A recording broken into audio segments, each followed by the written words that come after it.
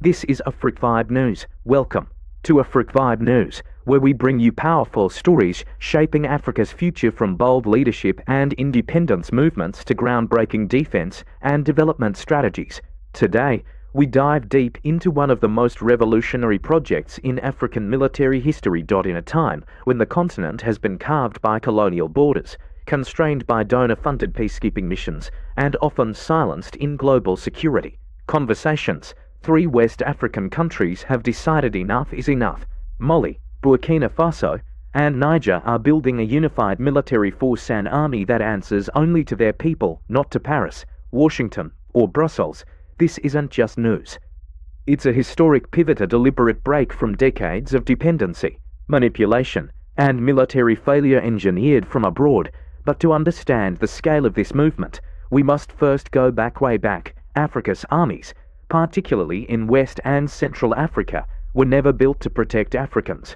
The foundation of most military institutions on the continent was laid by European colonialists, not to defend African sovereignty, but to suppress resistance and maintain foreign rule. In French West Africa, military service was compulsory for African men, but they weren't defending their villages. They were sent to die in Europe's wars. They wore foreign uniforms, took orders in foreign tongues, and learned to fire weapons not for liberation, but for colonization. After independence, these structures remained.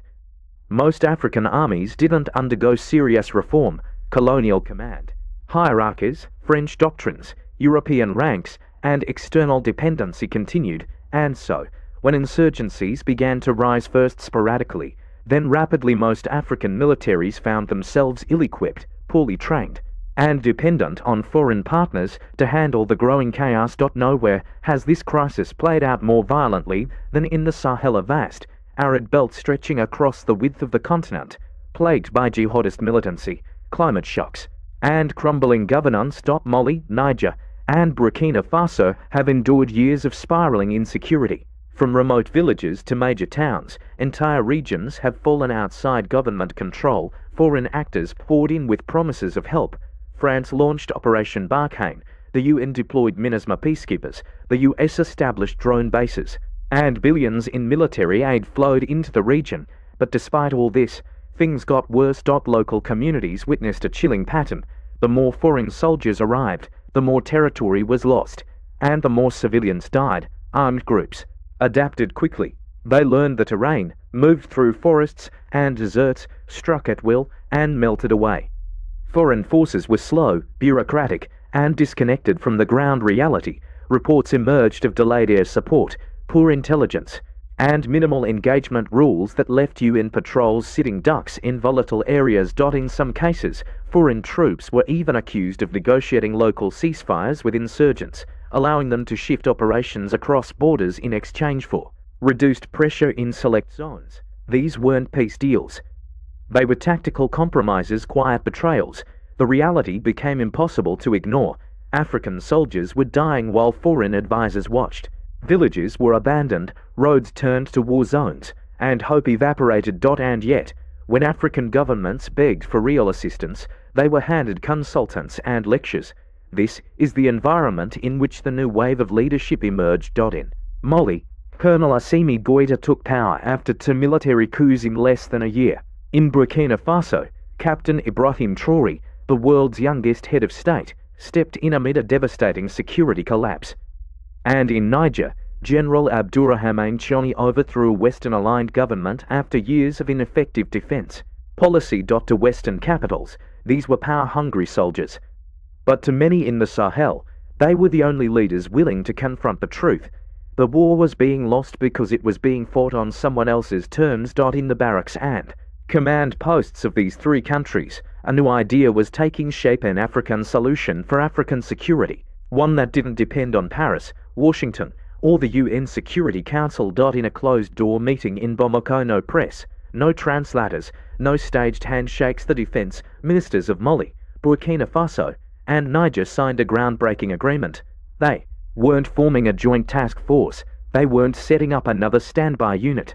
They were building a new army, a real continental force with shared command, joint doctrine, and borderless operation. The alliance of Sahel states, AES, was more than a diplomatic bloc. It was a military confederation with teeth. Key components of the agreement included cross-border deployment authority. Soldiers from any AES member could operate in another without needing foreign clearance. Joint command structure, a rotating high command across member states to ensure equal leadership. And operational unity, new military doctrine, developed from scratch, not inherited from France or the US, but based on terrain warfare, insurgency response, and asymmetric strategies unique to the Sahel. Shared logistics, fuel, ammunition, and food would move seamlessly along military corridors reinforced by rail and road upgrades. Sovereign procurement, weapons and drones would no longer come with Western strings attached. Instead, AES leaders began forging new supply chains with countries like Russia, Iran, Turkey, and China. Even more radical was the ideological framework of this army. This wasn't a ceremonial force for national parades. It was designed to be a people's army, integrated with local communities and accountable to citizens, not to donors. Western-aligned African armies are often hobbled by bureaucracy, corruption, and over-reliance on advisors who don't understand local realities. Even the African Union's standby brigades have been criticized for their slow response and lack of cohesion, but the AES is being built differently. It is governed by urgency and necessity, not theory. Instead of outsourcing training, they're establishing their own academies. Instead of copying outdated colonial doctrines, they're writing new ones designed for terrain-based counterinsurgency, low-resource operations, and extreme mobility. And most importantly, the AES military project is fundamentally political. It's a rejection of dependence, a statement that Africa doesn't need to be managed, babysat, or pacified. It can build, lead, and defend itself on its own terms. When Mali, Burkina Faso, and Niger decided to unify their defense strategy, they knew they were starting with broken pieces. These weren't countries flush with military budgets. These were nations emerging from coups, scarred by years of conflict, and exhausted by dependency on unreliable foreign support. What they had was not polished arsenals but scattered troops, fractured doctrines, and a burning determination to never again rely on outsiders. They also had one crucial asset: full control of their land. With foreign bases being closed, diplomatic ties with former colonizers severed, and influence from Western defense contractors removed, these nations could finally rethink everything from how soldiers are trained to how wars are fought. They didn't just want an army, they wanted a new military identity. In most African armies, military doctrine is inherited. France trains one, the US trains another. A British doctrine here, a UN peacekeeping manual there. The result: total disunity and no operational cohesion. Mali's army leaned heavily on French training manuals. Niger's command structure followed American counterinsurgency strategy. Burkina Faso's armed forces had been patchworked by successive governments and military partners. So the AES made a bold decision: throw it all away, start from scratch. In the second Bamako summit, military leaders and strategists came together to create something unheard of in modern African defense: a joint combat doctrine, not just a shared mission statement, but a tactical guide built from the ground up to reflect the terrain of the Sahel, from Mali's rocky highlands to Burkina Faso's savanna to Niger's desert plains. The enemy's mobility fast, decentralized insurgents using motorcycles, human intelligence networks, and drones. The limitations: low-tech gear, budget constraints, and no real-time foreign intel. The strengths: local knowledge, historical, warrior traditions, and a high degree of community loyalty. The doctrine emphasized joint patrols, mixed battalions across countries operating as one unit, asymmetrical warfare training, focused on light, fast movement, not armored parades. Decentralized command, units trained to act with independence, not wait for centralized orders.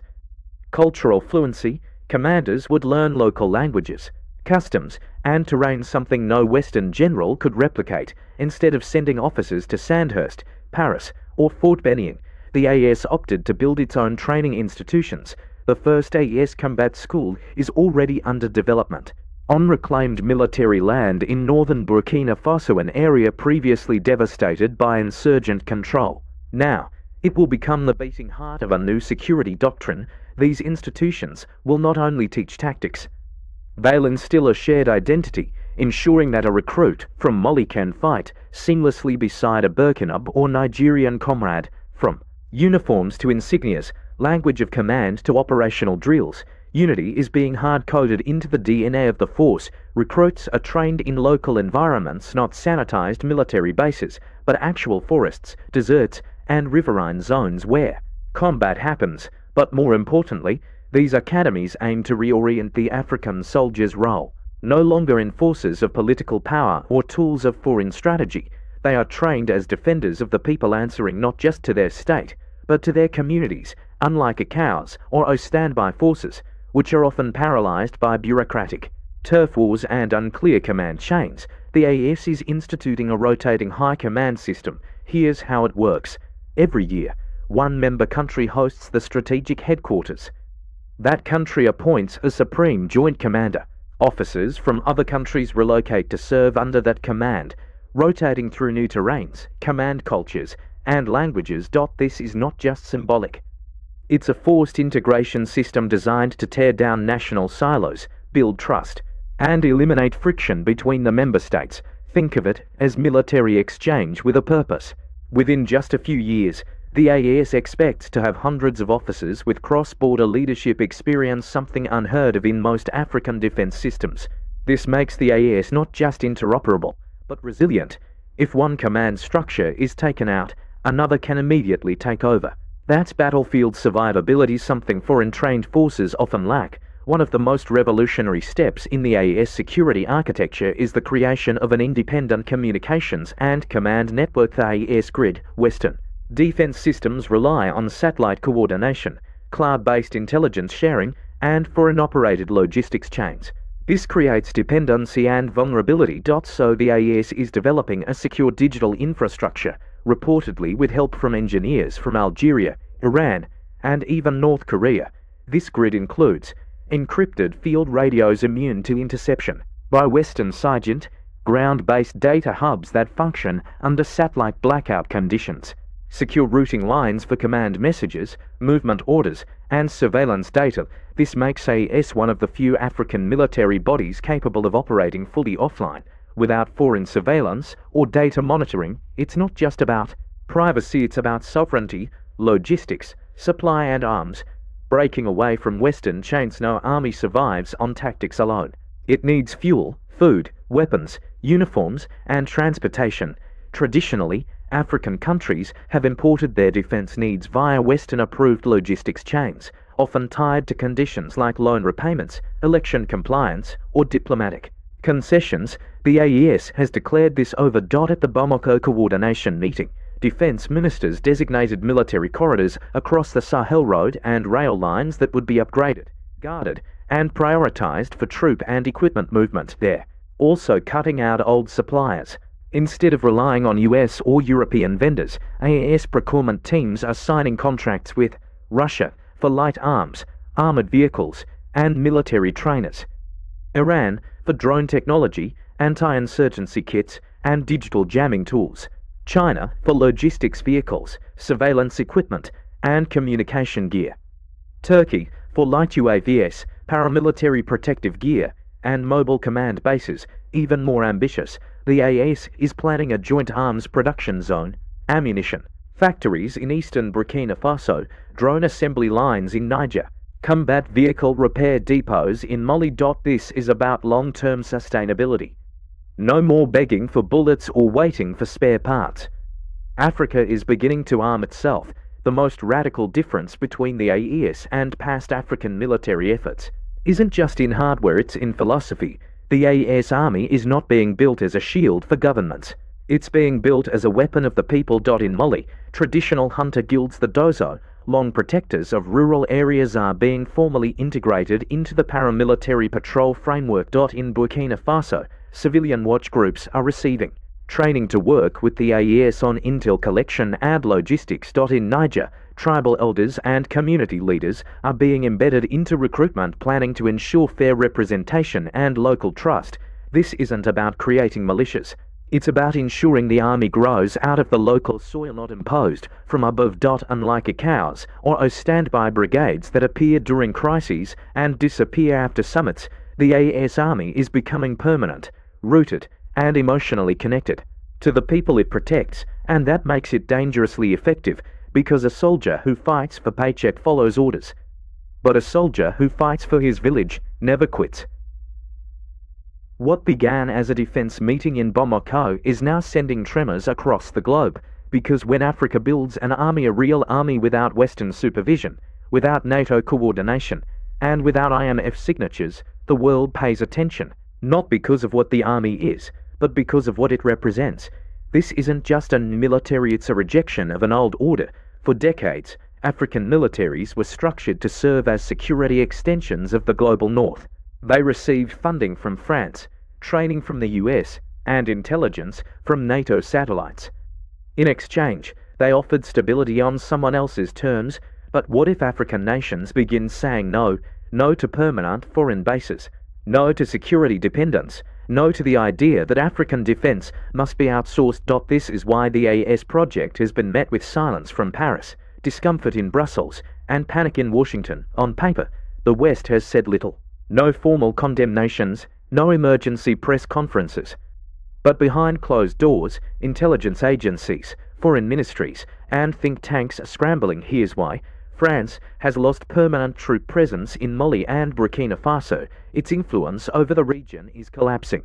The US, which built over 6 drone and surveillance installations in Niger alone, is watching its entire Sahel surveillance network become irrelevant.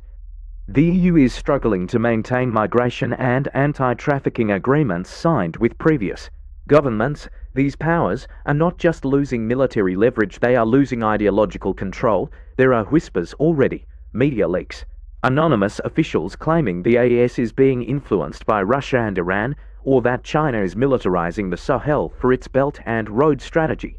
But that's not the real fear. The real fear is this: what if it works? What if an African army, built without foreign hands, is not only functional but effective? What if it brings real security to rural zones, stops terrorism, and wins battles that foreign troops never could? And more terrifyingly, what if other African countries follow? Guinea, Chad, Togo, the Central African Republic, even nations within ECOWAS and the O might begin to wonder if the Sahel can do it. Why not us? This is how power breaks. Not with tanks, but with ideas. To understand why the AES model is revolutionary, we have to revisit a basic question. Who does the African soldier serve? For too long, the answer was the government, the donor, the advisor. The soldier enforced stability, yes, but often for the benefit of foreign interests, not the people. In the AES model, that question has been redefined. The African soldier is being trained to serve his people, his land, his history. In other words, sovereignty comes first. Power is not outsourced. Decisions are not negotiated in hotel rooms abroad. For the first time in modern African history, a regional army is saying, we don't need to be watched, guided, and funded. We can fight our own battles. This shift is ideological, but also practical. Instead of serving to maintain a status quo designed in Washington or Paris, soldiers now fight to defend a future defined by their own people. That's not just national defense, that's national rebirth. The rise of the AES poses an existential threat not just to foreign military power, but to the very structure of African geopolitics. Take ECOWAS, for example. For years, ECOWAS was considered the central hub for West African diplomacy, conflict resolution, and economic integration. But ECOWAS has been increasingly seen, especially by AES states, as a proxy for Western power. After the coups in Mali, Burkina Faso, and Niger, ECOWAS imposed sanctions, threatened military intervention, suspended memberships. Yet at no point did ECOWAS address why these coups happened. No dialogue, no compromise, just punishment. That's why AES leaders refer to their alliance not as a union, but a confederation, one based on equal standing, mutual respect, and self-defense. There's a real possibility now that West Africa could split into two blocks, one under the ECOWAS France EU, NATO umbrella, one under the AES, aligned with non-Western partners, and internal doctrine that divide could shape everything: diplomacy, trade, defense, migration, and digital infrastructure. The scramble for Africa is no longer about who owns the mines or builds the railways, it's about who controls the rules and AES wants to write its own. Ideas are powerful. But in war, ideas are only as strong as the boots on the ground. The AES hasn't yet faced its full trial by fire. Joint patrols are underway, training programs are expanding. Local communities are integrating into defense plans, but the real test will come when the AES army faces a multi-front insurgent attack, a coordinated terrorist offensive, an internal security breakdown, a crisis that tests both loyalty and capacity. Will soldiers from Burkina Faso fight in Niger without hesitation? Will commanders obey orders from a high command located in another country? Will local populations accept AES troops as liberators, not occupiers? The answers to these questions will determine whether the AES becomes Africa's first independent military success story or just another Pan-African dream cut short by politics and ego. But one thing is certain, the old model is broken. The West had its chance, it failed, and now a new vision is rising. For too long, Africa was told it needed permission to defend itself, permission to build armies, permission to buy weapons, permission to fight wars on its own soil. But now Mali, Burkina Faso, and Niger have shown the continent a different path, a path of defense without dependency. They've proven that unity is not a slogan, it's a strategy. That sovereignty is not a theory, it's a plan. And that the African soldier is not a proxy. He is a protector. The AES army is still young, its future is uncertain. But its message is already loud and clear. Africa will no longer wait, not for funding, not for peacekeepers, not for approval. If the continent is to be secure, it must secure itself. If it is to be free, it must defend its freedom with its own hands. And if it is to rise, it must do so on its own terms, because in the Sahel, a new Africa is being born, not in boardrooms, but in barracks. Not in treaties, but in trenches. And this time, the world is not invited to lead, it can only watch or follow. Thank you for watching Afric Vibe News. Don't forget to like, comment, and subscribe for more in-depth stories on African development, resistance, and sovereignty. Turn on notifications so you never miss an episode.